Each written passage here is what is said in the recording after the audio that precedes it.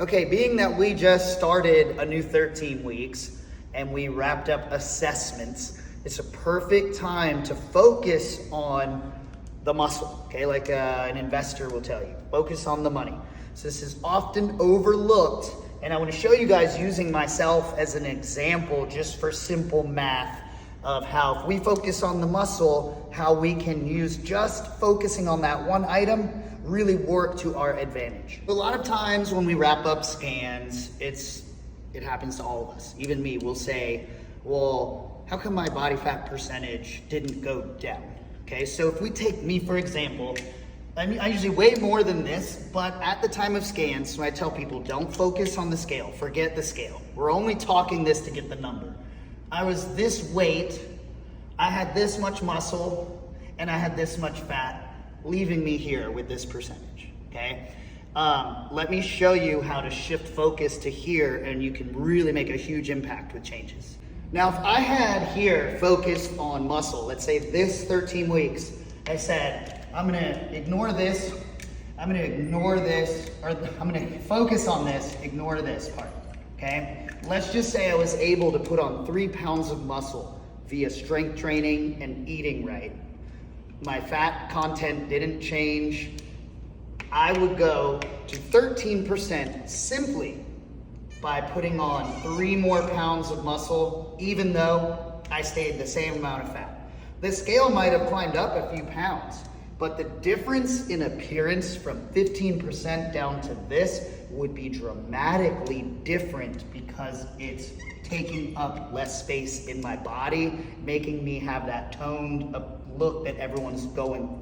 Let's say I focused on muscle again this 13 weeks, and instead of 3 pounds of muscle, I was able to put on 5, okay? My body fat percentage would be down here at almost 11%, even though my fat content still sat there. So when we focus on weight loss instead of muscle, this is typically what happens. It's gonna rob it from the good stuff.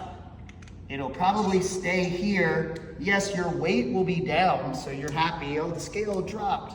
But we're still here because it took away from the good stuff, leaving us with the same fat. We're just lighter on the scale. So you're just a smaller version of your current self. The body isn't transforming. We have got to focus on the muscle. Now, when we focus on the muscle also, keep in mind, if I was able to get to that holy grail of 150 pounds that I was going for, 5 more pounds of muscle, I'll be burning more calories at rest. Then I keep my steps up, I keep my lifts up. If I restrict a little on the calories, the body has no choice but to take it from here. My metabolism's high, muscle needs fuel to live. I'm not restricting my body, I'm taking in the right calories, I'm lifting weights through strength training. We have a totally different appearance in our body. All we focused on was one thing, putting on more muscle by getting stronger and fueling the body.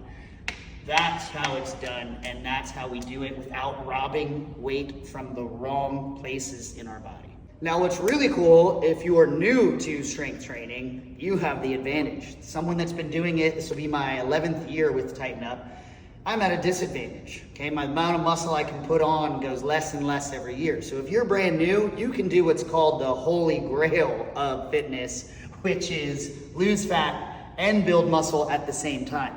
Someone like me has to pick one or go with the other. I always try and focus on this. So if you've been going a while, this is still your focus. If you're brand new, this is still your focus. You just have the ability to do both at the same time, which is awesome.